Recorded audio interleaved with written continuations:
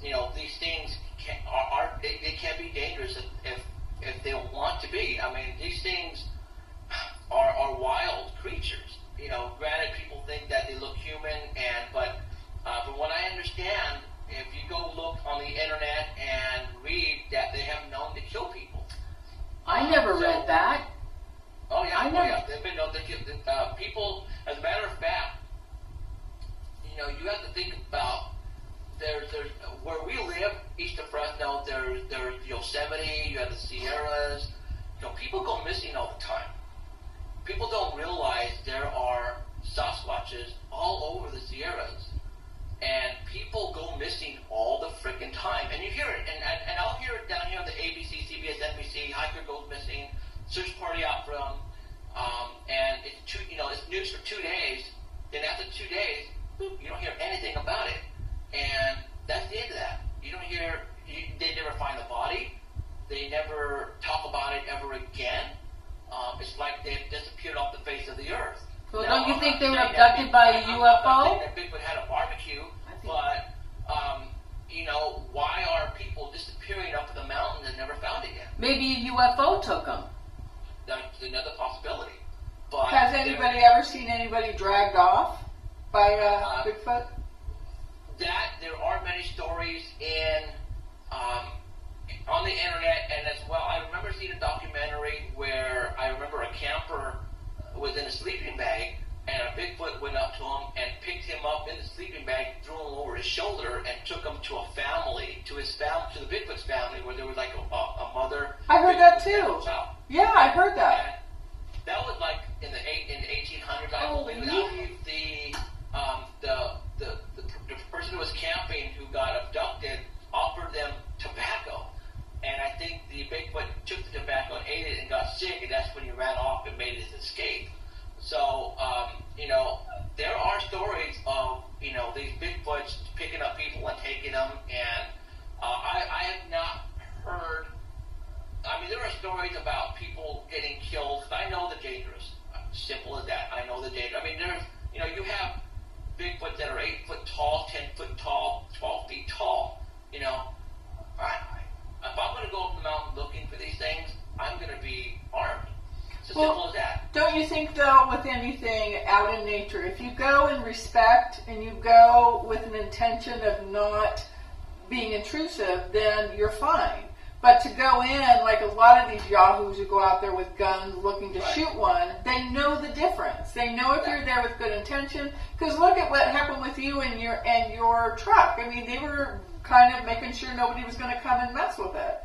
So if you go with good intention, I really think that they've got intelligence, they're nature spirits, whatever beings, and you just have to go out there with a good heart. We go not to attempt to shoot any Bigfoot, but you have to understand too is that there are mountain lions up there, right. There are bears up there, and especially these bears who have cubs. The last thing you want to do is run into a mama bear with a couple of cubs around it, because you're dead meat if that's the case. Right. I think I just don't want anybody to get the idea that these are rogue, beings that are running around grabbing people and, ripping their heads off. I just don't think that they are. The viewers are saying that there's some old Indian stories about them taking women and children. Oh. And actually eating the children. Eating them? How do they know they ate them? They've actually witnessed. There are stories on the internet from way back then where certain Indian tribes were actually in wars with the Bigfoot over territory, and the Bigfoot at nighttime would come and take the kids, and they would take and eat the kids. They actually see the Bigfoot up trees eating the children. Oh my God! I never heard that. Yeah, oh my that's God! been around for a while. Oh, I don't want to say wow! anything because it's like you don't want. Now I remember an American Indian saying, if you come across a Bigfoot, you never look them in the eyes ever. Oh, okay. Is that disrespectful? That's probably the same thing as from what I heard as a gorilla. You don't look them directly in the eye. Because that's a threat. It's like I don't remember what movie it was where you guys remember this movie where a guy had a small baby gorilla, and they go up looking for this lost civilization, and these gorillas attack him, and the guy looks down, and the gorillas back off, and because he doesn't look at him straight in the eye. Right. That's I've heard of that. That you don't look.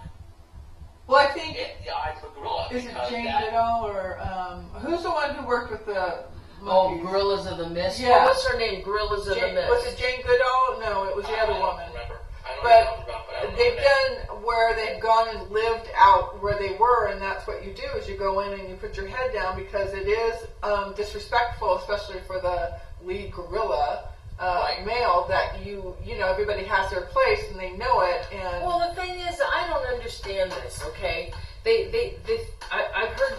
I mean, we've done several shows now on Bigfoot, and I've heard that they say, oh, they come from another dimension. They can disappear. They're in and out. And they're in and out. Well, if they can do that, why would they want to harm people? I don't understand that. Because, you know what, good question, I don't know, but there is a scientist named Melba Ketchum who is about to release the biggest Bigfoot news ever in the world's history of mankind. She is about to come forth and show that Bigfoot does exist. She has been with science, she's a natural scientist, and they have been accumulating DNA samples. They actually have, from what I understand, is a piece of meat from a dead Sasquatch. Matter of fact, it happened in North California, up in the Sierras, Lake Tahoe area, I think, that a hunter actually shot and killed two Sasquatches.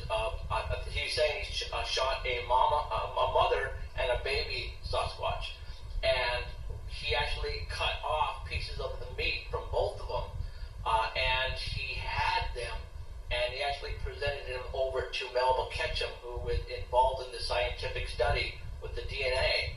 And with this, she even has now the backup of big-time DNA, big-time scientists that are going to come forth any day now. I mean, I have a thing on my Facebook wall right now about it, but it's big news. It's been coming around now for about a year. She wanted me, after we had the DNA, because the impression on my windows, especially the one with the lips and the nostrils, there is actual mucus running down one of the nostrils on the window. And I was able to, I notified my buddy, Mickey Burrow, who's a forensic expert out of the Frenso Police Department. He came down and he took DNA samples off that. And I have 3 vials of DNA from that particular window. And when they found out I had this, they wanted me to send it to them so they can include it in the study. But I refused to because I believe what I have is the actual DNA of a Bigfoot. Now, if I was to send it to them, what to say that she could call me the next day and say, sorry, it was a bear, and then all of a sudden my DNA would be gone. Oh, I totally understand that. You follow me? You know, Yeah. I'm not going to do yeah. that. So, you know, a lot of people were basically telling me that what we have was a hoax and it never did happen and blah, blah, blah, blah. But I'm playing smart. You know, if they come out right now and say what they have is now DNA of an actual human-like creature that lives up in the mountains, well, that's awesome. Then, you know, if I get my show, I'm going to have this DNA tested that's on my window, and I'm going to present it to the world of what actually happened with the trees, you know, the food in the back of the pickup, all that kind of stuff, because a lot of people don't know the whole story. And I just don't want to give a piece of the story away, and all of a sudden somebody comes back and tells me that what you have is not a Sasquatch and it's a bear, then that will be always in the back of somebody's mind that what was left on the windows was a bear, according to Melba Ketchum, and I don't want that to happen. So, you know, I have an episode set for my reality show, when it happens, on my windows, because for those people who don't know, I took the windows off my truck. I have them preserved. Okay, so I've got the windows in a case right here on the outside of my room. In an enclosed case, I've got both windows. So, as a matter of fact, when we have our first barbecue up at the museum, Bigfoot Museum, I'm taking the windows with and show everybody the windows. Wow, nice. Very nice. And you know, it's too bad that you couldn't get on your reality show when you get this show, if you couldn't have them actually do a testing on the show with a scientist. Well, we are going to do that. Oh, you are? I plan to do that. I plan to have a video running with me handing over the vials of DNA over to the scientist, and then have them follow the scientist in and try to keep it all, you know what I'm saying? Oh, Because, yeah. You know, because, you know, when all this happened, you know, a lot of people gave me credit for calling the Fresno Police Department to take the DNA samples off my window. That was my first big, like, brownie point that everybody's giving me, because they know that it was taken off the window by a professional who has been doing this, you know, forever. So, you know, that is a plus one for me. So, you know, all the things that I've been doing to preserve the DNA, to get it all, you know, to get it to the point where it's time to get it tested. You know, a lot of people are going, well, how come you haven't got it tested yet? Well, it costs between $5,000 and $10,000 to get the DNA and to map it and do all the stuff it needs to do. I don't have that kind of money. So why not get a reality show and let the networks pay for it? There you go.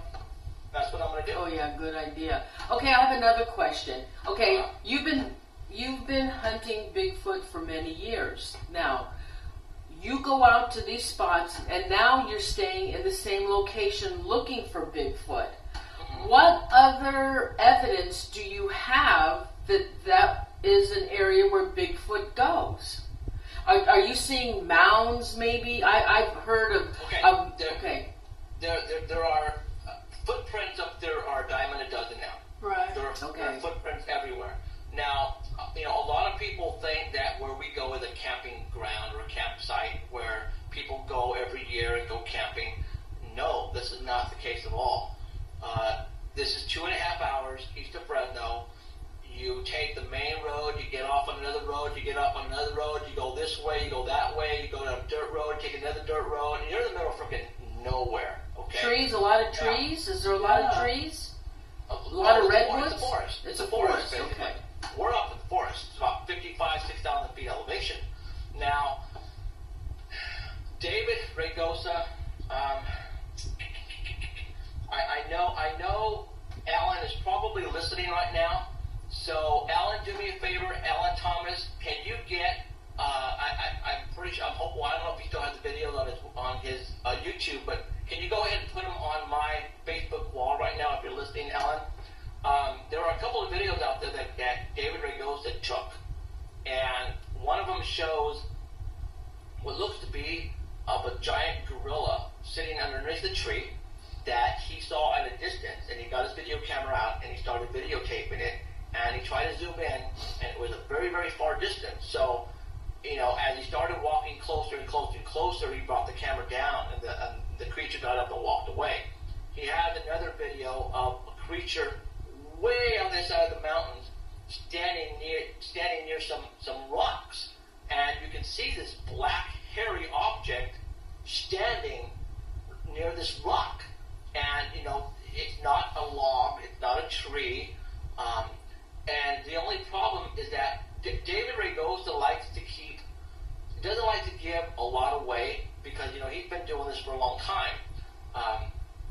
And what he released to us and to me to put on my website at one point in time, or not my website, but my Facebook wall, was about 7 seconds of this hairy object at a very far distance standing up. And you can see the hair, the shiny hair on this thing, and it's, you know, standing up.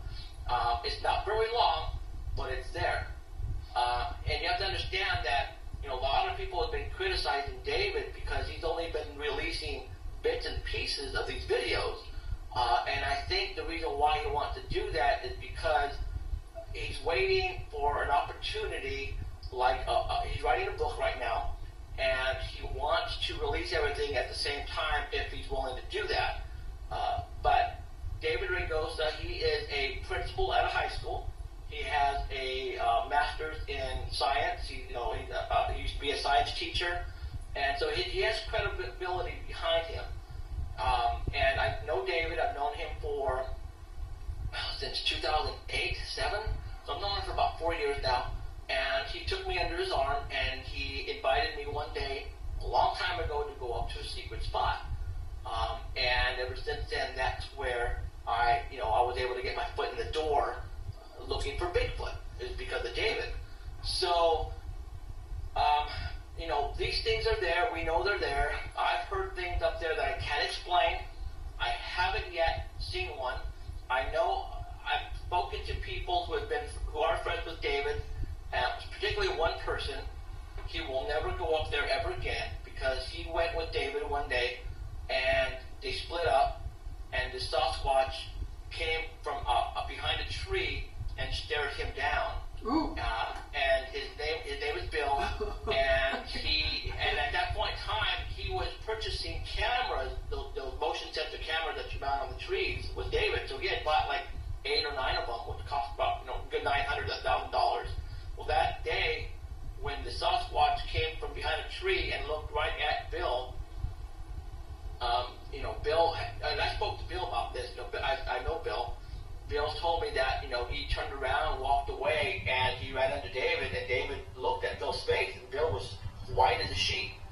And Bill said, let's go home. And David goes to Bill, he goes, why? He goes, they're real, let's go home, I'm done. And he basically gave all his cameras to David, said, I don't ever want to come back here again. I know they're real, let's go home now. And that was the end of that. Wow. So it scared him to the point where he will never go up there again. Wow. Because they're there. But so there's been sightings and there's footprints, but what else is there besides that? Where are they sleeping? Where's the family? Well, so you have to understand that, and a lot of people don't understand that the mountains, there are millions and millions of acres of wilderness up there, of forest, okay? So, a lot of people think that there are caves up at the very top of these mountains, and that's where these creatures are living. Granted, they're not living right where we go, but they tend to walk around that area a lot. So it's like... But are they going out one by one? Are they going in a pack? Are they going in mama, papa, baby? How are they traveling? Well, let's see, when would this happen? Actually, this happened the first time I went with David. This was 3 or 4 years ago to that spot. It was nighttime. We had set up the campfire, and when David goes, he goes and he does hollering and just, whooping sounds like you see on Finding Bigfoot when they yell to try to imitate. Well, he did that.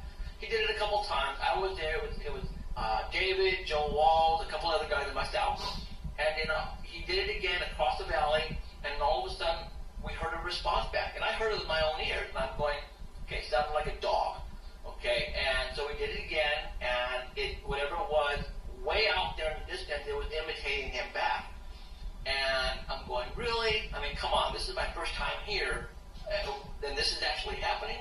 So we stopped for about 10 minutes, and then he did it again. He did his hollering again, and whatever was 5 miles out in the valley was now about 50 feet from us, and we could hear it in the brush.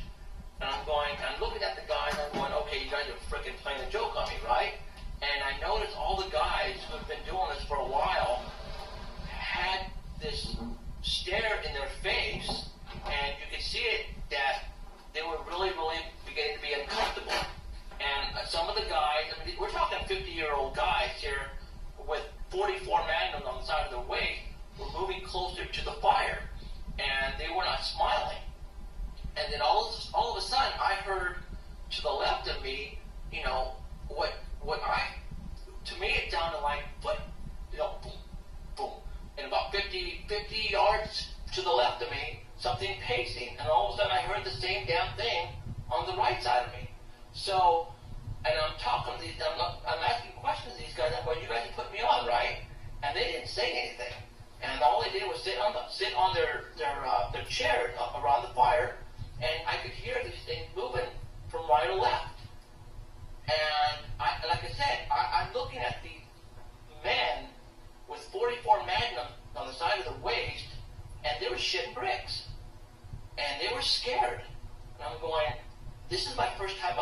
this is actually happening. I've experienced wood knocking, stuff like that. I have experienced. Now you have to understand, people are going, well, it was probably a couple of campers playing tricks on you. Again, if you don't know where we are, then you cannot make that assumption, because this location is in the middle of freaking nowhere. Okay, you have to understand that. There are no campers up there. There are bears, there are deer, there are wild animals, but there are no campers at about 11:30 at night walking around in the forest. That's stupid. So that's when you get your activity at night when it's dark? It's dark, yeah. That's when all the stuff happens. Now, sometimes, and I missed a couple of times where we were actually in and around the locations. David and Joe Wall, another Bigfoot investigator, would walk away, and then they'd come back, and they would say that they heard some talking right below the creek, and not too far away from us, and it sounds like that type of garbling. But I guess it's the Sasquatch talking to each other or trying to communicate with each other. The last time we went, it was Alan, Jimmy, his brother, and myself. As soon as we got out there, as soon as we parked our vehicle, because we couldn't go way into our campsite, I heard two, like that, and I'm going, and then all of a sudden I hear a, well, that was a woodpecker. I know what a woodpecker sounds like. It's a rapid pace. Right. But this thing was, and we heard it about 2 times in the distance. And I'm looking at Ellen, and I didn't say anything, but until we came back, I'm going, that was the Sasquatch basically telling each one of them that we were there, and they were communicating by tree knocking. But that's all the excitement we got that day, was just the tree knocking. So it varies. Sometimes you'll go, nothing will happen. Not a single thing will happen. But another time you'll go, and it will be off the hook. You'll get howling. You'll hear noises. We'll find footprints. And like I've shown people before, I actually took this one myself, and I dug it out of the ground. This one is actually on video on my website, and this was off the side of a dirt road. This is a freaking footprint. This is about, I throw my foot up here too to put it near that one, but I fall backwards, so that ain't good. So my foot, is about this big. So this is not a very big footprint, but this is about 12 inches, 13 inches. It's hard to see this right now, but inside the dirt, you can see the toes. So this was somebody was barefoot walking around up there, and this thing is huge. Is that the common size of footprint that you see up there? Or is that small? I've seen small ones, and I have seen sizes like this. The smaller ones are like my size, or a little bit smaller, barefoot.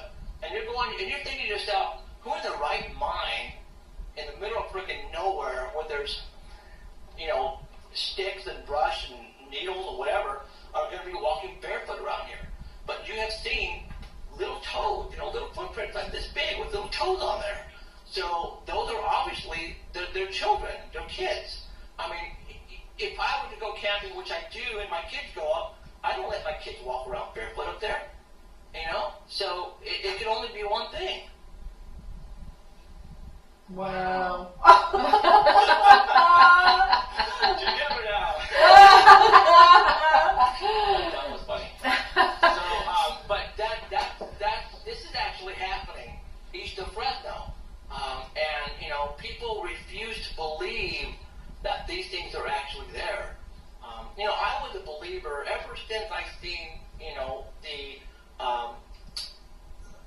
the Willow Creek Bigfoot walking. The Patterson film. Right. The famous. Well, you know what?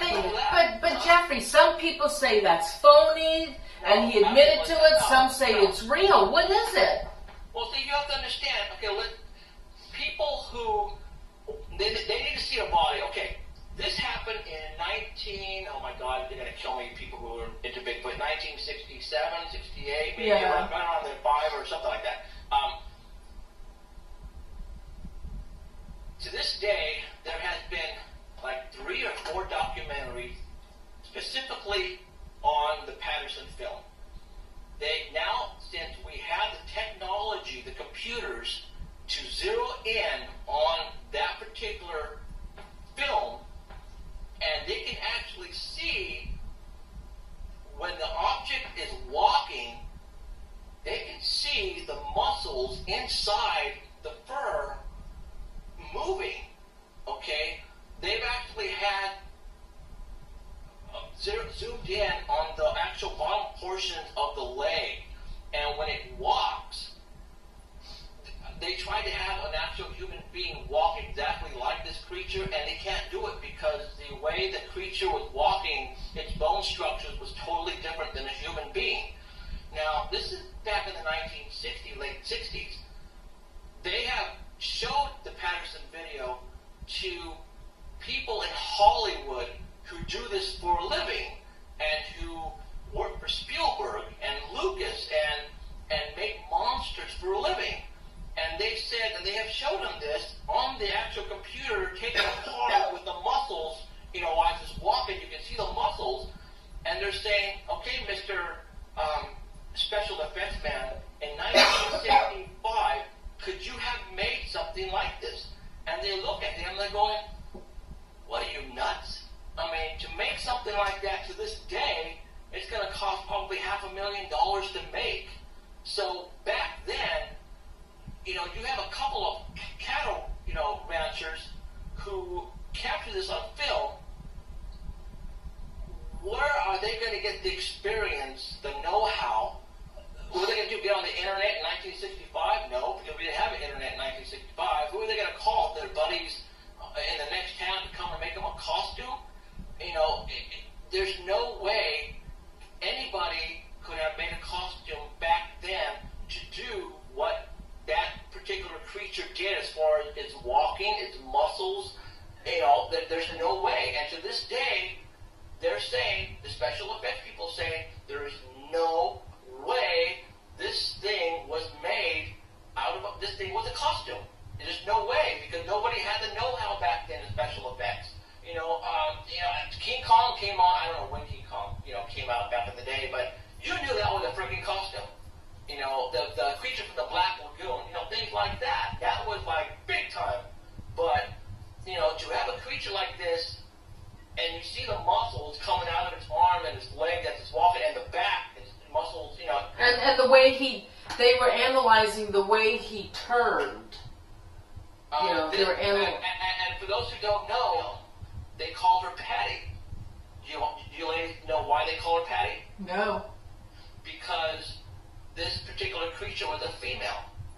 Now, you're probably going, well, how do you know it was a female? Well, because they got the film and they took it apart frame by frame. As it's walking, you actually see breast on the front part of the creature. Oh. Okay, so that's why they called her Patty. For those who don't know, that this particular creature was a female because it had breast on her. Oh. And even back then, even the special effects guy were going, if you were to make a costume like this back in the 1960s, why would you put breast? You wouldn't. You wouldn't. What would make you think of doing something like that? Right. Okay? So, again, people don't know the fact and the evidence surrounding this particular film. They just think it's a person in a freaking monkey suit. No, it's not. Silence. We're processing. Yeah, we're processing. Oh my God, how exciting. Boy, I would love to go look for Bigfoot, but I don't think Bigfoot likes hairspray though. I'll go. tell you something, ladies. When investigators go out, and from what I understand, the most excitement these investigators have is when they have female and children with them. Oh. Because the creatures have a liking to either your voices or just their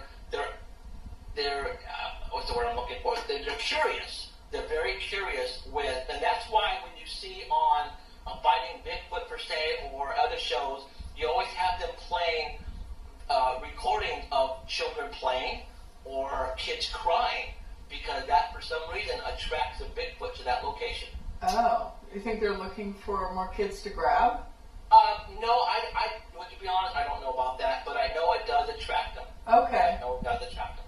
I wonder if it's because it's similar to their children, the sound.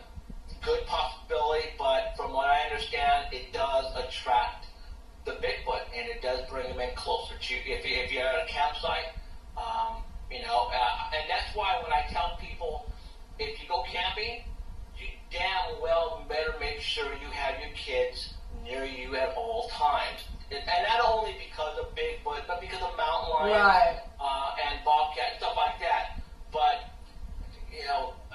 just keep your kids close to you at all times. If you're at a campsite where there's, tons and tons of people, well, then you're cool. But if you go up to a location where it's just you and your family, you better keep your kids with you at all times. Right. So do you bring those kind of recordings with you when you go hike? Oh, you do? Oh, yeah. I have them on my iPhone.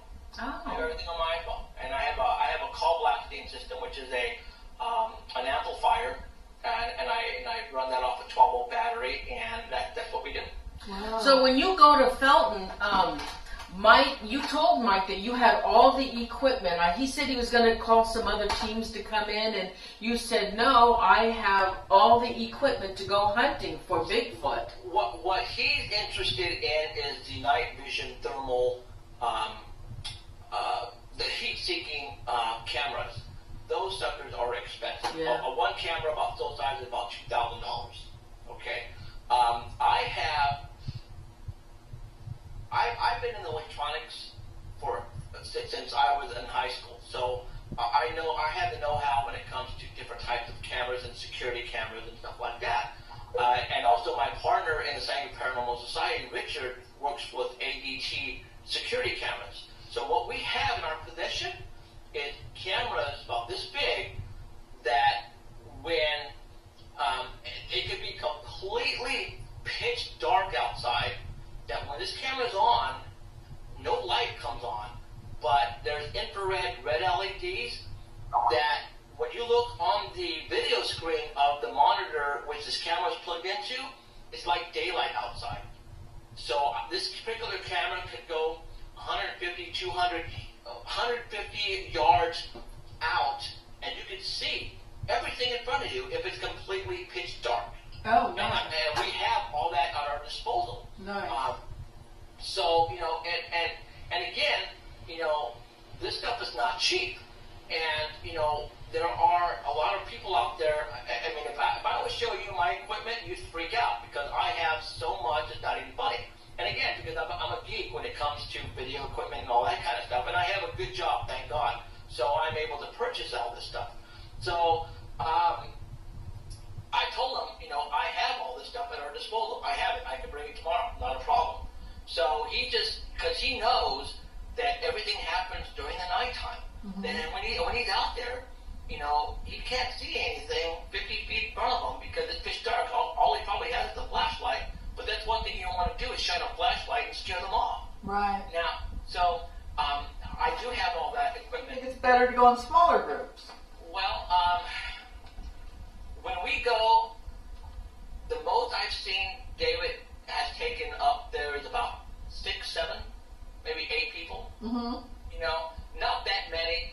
I mean, there are groups out there who will take you up with a bunch of people just to go Sasquatch. I mean, there are people out there who are in this for the money. Yeah. Okay, so you have to be careful on who you, especially when they ask for $100. Oh, you mean so there are groups that?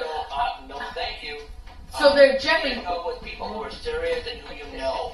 Jeffrey, I was going to ask you that earlier. So there are groups that go out there Bigfoot hunting and charging money. I wondered about that. Oh yeah, there are a lot of them. So are they reputable? I mean, how do you know a reputable person that you can go with? I mean, I don't think it's wrong to charge, but I mean, how do you know if somebody's good or not?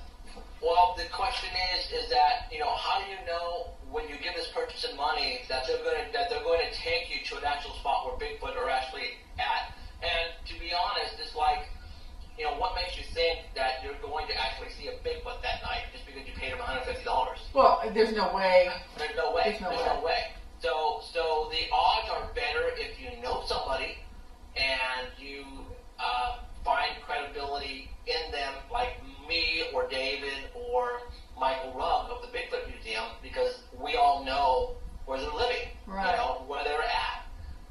But do you then want to start taking people up to where they're living and where they're at? Because, I mean, is that a wise thing to do? Well, David, for the longest time on Facebook, have announced, I'm going up. Anybody who wants to go?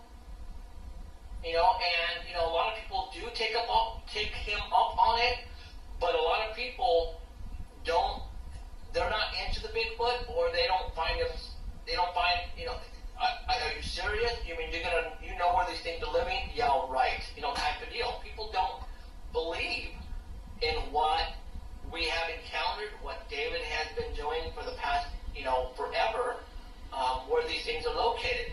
So the only people who are probably now going to go with us and continue going with us are the regulars. But, you know, there are friends on Facebook who live across the country. You know, they can't come all the way down here to go with us. So, you know, and, you know, they probably wish they could. But there are regulars around us who who go with David or who go with any one of us, you know, whenever we can.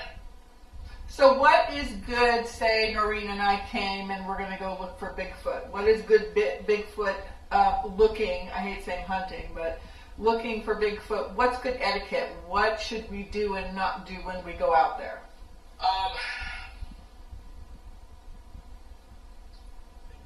I would say just pretend you're going to go camping. That's basically what we do. We basically say, all right, let's go. Anybody want to go look for Bigfoot? And it's basically a camping trip. That's all it is. It's just a camping trip. A little bit more to it. If I go, I'll take some of my electronics with me, and that will allow me to see at nighttime. And you know, I have some gizmos and gadgets that I take that could possibly help us out. But you know, for those who don't have any of that stuff, it's just about going. It's about going to the location where they have told that these things are living. And you go and camp out. That's basically what you do. And you clear your mind and you listen. Okay. That's what you do. You listen and you walk around. A lot of hiking. There's a lot of hiking involved. If you don't know that area, then you obviously you cannot go hiking forever because you're going to get lost. Right. Luckily for David, he's been hiking these woods forever. So you know, when we go hiking with him, I mean, we'll go for miles, hiking up and down. And it's like, you know, I'm lost. I have no idea where I'm at. But we're following David, and he gets us back to the, you know, to the campsite with no problem. And when we go hiking, what we do is we go look for evidence, mainly for footprints, or we'll go look for teepee-type structures that are made out there that a lot of people say are made by the Sasquatch. And so, you know, okay, now that's the first I've heard about that. Teepee-like structures? Yeah, there's a name for them that's not coming to me right now. They showed one on Finding Bigfoot. That they had some guys come who had camped and they were showing where they found one of these. Right, and it's not a teepee. No. For the Bigfoot people who are listening to this, it's a joke. They're getting but upset. I know there's a word for it, but I just can't think of it right now. Well, what is the structure made out of? Bush? Wood. Yeah, wood. The twigs tree. and the branches, and they put them together, and it's like this little, almost like a cave of trees that they go. I guess they go in and lay on. It's just for them to go inside and to get away from the elements, especially from the winter or rain, and that's where they pretty much. You mean they have it tight enough where water won't get in?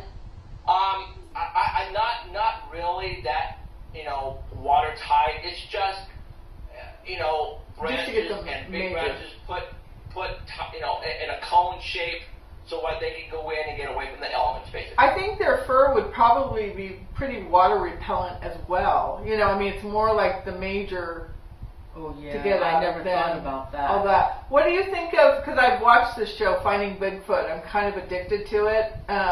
What do you think of these folk who go out there and they kind of break up? One guy goes by himself and stays overnight. Well, over and over and over again every week. You know, they go to a location, they look for people who have sightings, and they'll go and they will, you know, see if they can recreate or whatever this particular sighting. And then when the nighttime comes around, they go with their night vision. They go walking around, hollering, whooping. Did you see that? Did you hear that? Oh, there's this Sasquatch in here, you know. And that's all you get. Yeah, they get stones thrown at them, I guess. They say, What's that? they said, I guess there were the woman and the guy, and they had a stone thrown at them. Yeah. And I saw eyes or something at the end of the road. And you have to understand, you know, I'm not trying to, you know, put words in people's mouths, but you know, let's see, how do I say this? Are they kind of the ghost hunters of the Bigfoot world? Well, you know what? A lot of people who are into Bigfoot investigating, who are serious about this, don't appreciate the show. Okay. And that was one of the main things too. The reasons why I really, at one point in time, even my wife said that, you know, I don't think you should do this. I don't think you should go on finding Bigfoot, because it's a lot of people think it's a joke. So kind of like ghost hunters, as I always say, because I can definitely bash ghost hunters, but it's entertainment. Is that basically it? It's basically entertainment. Okay. And see, that's where it's going to get rough when and if this thing happens on my side. If I do get a show, you know, it's going to have to. Well, see, what's cool about this though is that if I do get a show, you know, you go, you know, like for example, Ghost Hunters, Taps, Grant and Jason, they go to. They stopped going to people's homes. I don't know if you've noticed that. Right. And now they just go to like hotels and historic stuff locations. like that. What's going to be awesome on our reality show over here is that people are going to be calling me on situations that just occurred a couple days ago. So in other words, the stuff that we're going to be investigating just happened. Not like for example, finding Bigfoot, you know, all of the witnesses that they are talking to, you know, their experiences happened 20 years ago, 30 years ago. They have a video that got shot 10 years ago. So people are going, yeah, you know, but what's happening now? That's what's going on here in Fresno and that's the producer who approached me loves what's going on in Fresno because she's sort of kind of from the valley. She knows what's going on in this area. And just like, for example, Friday night, you know, we had this UFO sighting over Sanger. We got a freaking video. This was 3 days ago. And, you know, it's to this, you know, it's to the moment, you know, it's real stuff to the day, you know, and that's what's going to be awesome about this show is that we're going to be giving people stuff that has happened probably that's only going to be a week or a couple weeks old. Okay? So, you know, to me, Taps and Finding Bigfoot and Ghost Adventures, I've seen all that. Big deal, you know. You know, what happened last week? Can you show me on something that happened last week? You know, and they can't. You can't find anything like that. You know, even like Destination Truth. I don't know if you ever remember that show. Yeah. You know, they're traveling all over the world, and they go hiking, and they go kayaking, and they get on their four-wheelers, and they go and investigate for about 5 minutes, and boom, there's your show. Woo! You know, big deal. You know, no, I want to be in my office. I want the video camera on, and me getting a freaking real-life call on my 24-hour UFO hotline or paranormal hotline with somebody saying, something just happened yesterday, somebody has a picture of it, you need to go over there and talk to them right now. You know, people would love that. Okay, so that's what I was thinking. Now, you're doing possibly a reality show on Bigfoot, right? Well, that's just, we don't know. Or, that's just it, though. We don't know yet. Okay, wait a minute. I really want to do it on everything.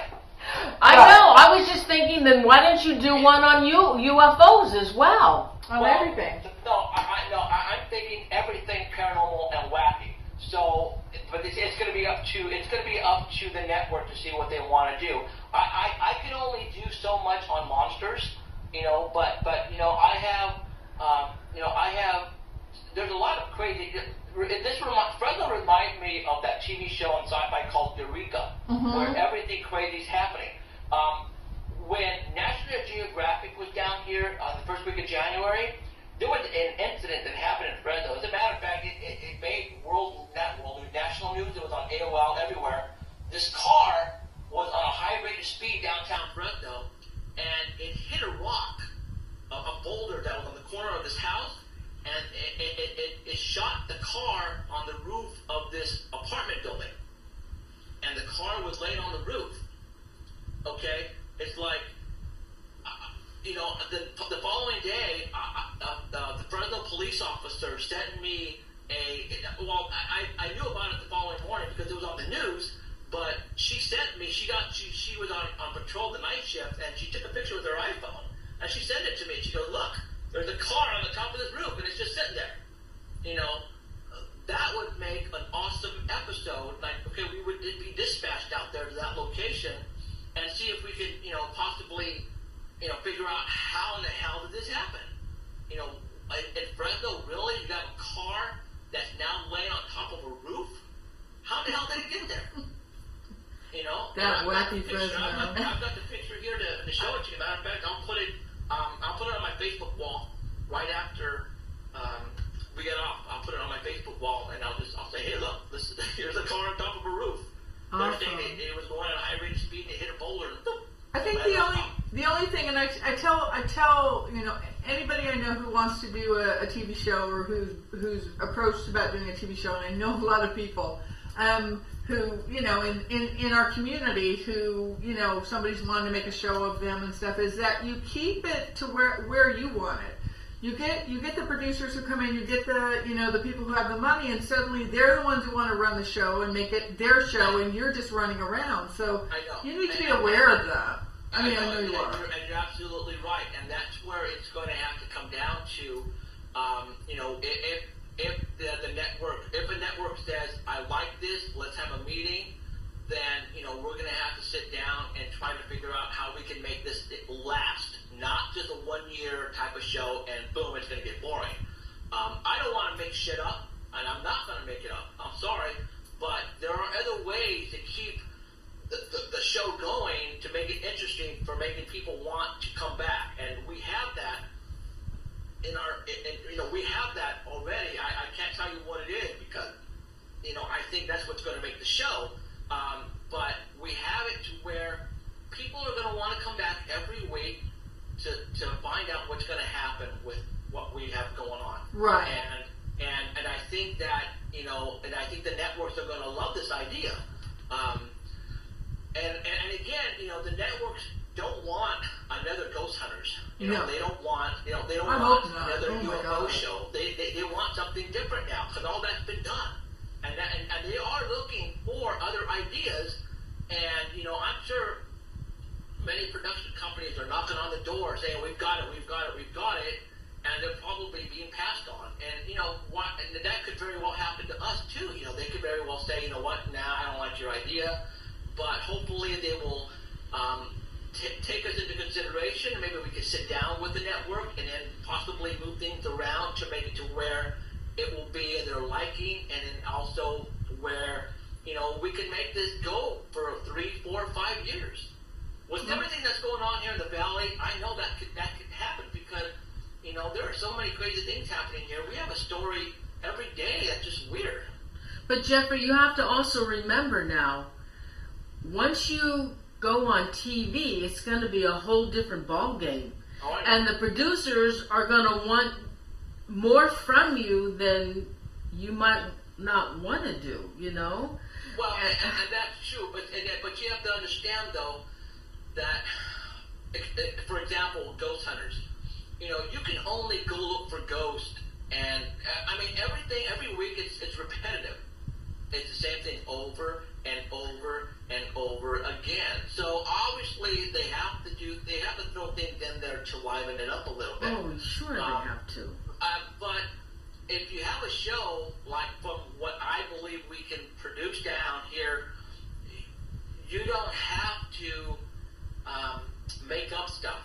Well, from what I understand, once a producer gets a hold of your show, they will make you sign a contract, and you're right. You're gonna have to do what they say. It's no longer your show. You're right, and you're right. But see, you have to understand too is that, and again, I can't give it away, but there is more to it than just investigating on our show. Well, we're really excited for you. We want to bring a downer on your show. We care about you, Jeffrey. A reality show is exactly what it is. It's a reality TV show. So nowadays, anything you see on TV, Jason and Grant, they're actors now. Yeah. They're signed under the union, so they're actually actors. Well, they always did belong to SAG, even before they started Ghost Hunters. Now, what did they have before? Jason was on another show. He was actually on another show. Oh. Yeah. And what show is that? I can't remember. I did read that he was another show. Both of them do belong to SAG. They are both actors. And plumbers. Well, I'm not too sure. Well, they're not plumbers anymore? Well, I don't know. Rotor, no more? But and actually, this is what I heard. This is gossip. Gossip. We don't do this very often. Ghost Hunters there was a guy who had the concept for Ghost Hunters. Oh.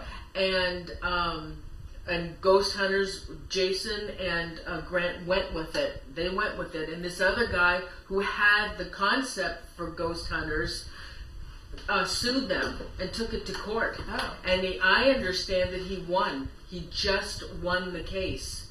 But he couldn't talk about it? I mean, not everybody knows this. No. I found this out.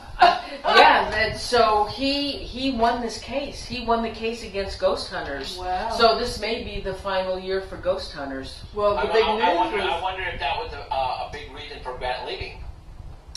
I had read that one of the reasons that Grant was thinking about leaving because of all that stuff that happened to him, the pulling of he got caught twice. He got caught twice doing the jacket. Jacket, and there was another incident that he had done, and I kind of think that he really feels bad about that. Does anybody know why he made this announcement? I didn't watch it. I kind of watched the YouTube No, clip. they're not saying anything. He said he wanted to go back to school and wanted to go learn graphics, web design. Well, he is into web design. He's a designer. He's into music. He has a lot of interest, and I think he's done with it myself. Yeah, I just think he's done with it. You should always leave with them wanting more. My husband always tells me he's an entertainer, so you should always leave them wanting more. Don't drag them through. I mean, they did this for 8 years. Yeah. They have to concentrate on the Spalding Inn that they own. They're making money off of that. Yeah. I mean, he's got enough money now where he can do what he wants and forget about Ghost Hunters. Yeah, I think absolutely right. I mean, and that's he has, like you said, the Spalding Inn, so they're pretty much set. I don't know if they're going to get residuals and royalties from, and I'm sure they are, from reruns and DVDs and stuff like that. So I believe there's still money going to be coming in. Oh yeah. I don't know who owns the TAPS marketing concept. It very well could be maybe a partnership between Sci-Fi and them. I don't know how that all went down, but yeah, you're right. They make some money in their 8 years, and right now he said, what, I'm done. It's time to move on. Hey, just before we go, can you just tell us about the conference? Tell the viewers about the conference you're going to in Sacramento. Oh yeah, the conference is June the 16th and 17th. If I've got the dates right, but it's Sacramento. It's called the SacUFOCon.com, the website. Nice. Sacramento, and they're going to have a lot of speakers, and I was asked to be part of that. I don't know yet exactly what I'm going to be talking about. I very well may be talking